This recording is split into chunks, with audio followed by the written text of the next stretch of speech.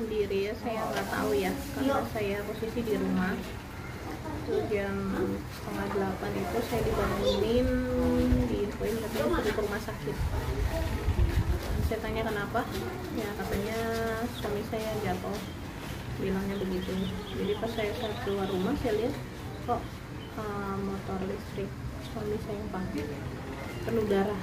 Saya tanya kenapa, enggak kenapa, jadi saya disuruh buru-buru ke rumah sakit. Jadi pas sampai di rumah sakit, saya lihat suami saya terbaring gitu penuh darah. Itu saya ajak bicara, dia respon, saya bilang kuat ya, dia bilang dia. Tapi pas menuju karena di rumah sakit Harapan Bunda itu katanya tidak ada alat, jadi dirujuk ke rumah sakit umum Cilengsi. Jadi dalam perjalanan rumah sakit umum Cilengsi itu, pada saat di jalanan itu dia meninggal di pelukan saya. Sampai nyatanya sampai rumah sakit itu udah dinyatakan sudah meninggal dunia. Setelah di kamar jenazah itu saya mendengar ada percakapan antara warga sama polisi. Itu dia memberi klarifikasi. Nah di situ saya dengar kejadiannya seperti apa, karena katanya infonya suami saya itu habis nganterin makan ayam, terus katanya cekcok sama pelaku. Terus pada saat suami saya masih berlumuran darah itu, dia masih minta pertolongan warga. Minta pertolongan warga itu dia menyebutkan nama pelaku. Katanya sempat menyebutkan nama pelaku. Mungkin apa yang dikatakan sama almarhum sendiri terhadap Mbak sendiri seperti apa pas kejadian itu? Kalau pas kejadian itu sudah ketemu sama suami saya itu di rumah sakit, dia cuma responnya, saya bilang kuat, dia cuma ngangguk aja, cuma nggak bisa ngomong. Saya tanya siapa pelakunya, dia nggak bisa jawab karena napasnya sudah setengah-setengah gitu. Infonya si pelaku juga pagi-pagi di minggu kemarin dia lagi pangkas pohon.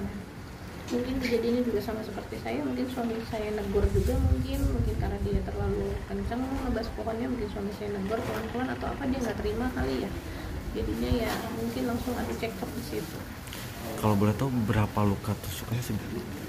Kalau untuk tusukan sendiri sih ada di belakang kepala, itu obeng ya, itu yang bikin fatal. Ada bekas itu di belakang obeng, tapi kalau untuk di muka itu sayatan semua, di paru-paru, di perut sayatan, sama di belakang itu penuh sayatan. Bukan apa dulu sempat tinggal di sini kan, samping rumah? Iya, dulu samping rumah dia dulu, tapi sudah dijual. Kabarnya juga kan orangnya itu pendiam, menyangka nggak sih itu pelakunya? Kalau mau bilang itu nyangka pelakunya, memang pasti dia, karena ya dari dia apa sih ya, dari lingkungan aja di sini kan dia nggak pernah membaur. Suaranya aja saya nggak pernah tahu suara dia itu seperti apa, nggak pernah dengar dia bersuara gitu kan, saya nggak pernah, karena emang orang-orang juga sini sering ngomong tuh suami, maksudnya kan kita di sini ngomong tuh suami lu gagu ya, nggak pernah ngomong gitu kan.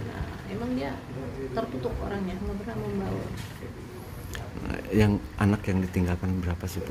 Anak yang ditinggalkan ada 3. Ya. Yang paling besar umur berapa? Yang paling besar itu umurnya 6 tahun, yang nomor 2 itu 3 tahun, yang nomor 3 itu 2 tahun. Ya mungkin untuk ke depan berharap Ibu untuk pelaku seperti apa sih? Ya berharap ya semoga pelakunya cepat ditemukan ya. Dan jika pun dia juga nonton semua media, pasti dia nonton, tolonglah serahin diri gitu, tanggung jawab dengan apa yang udah dia lakukan.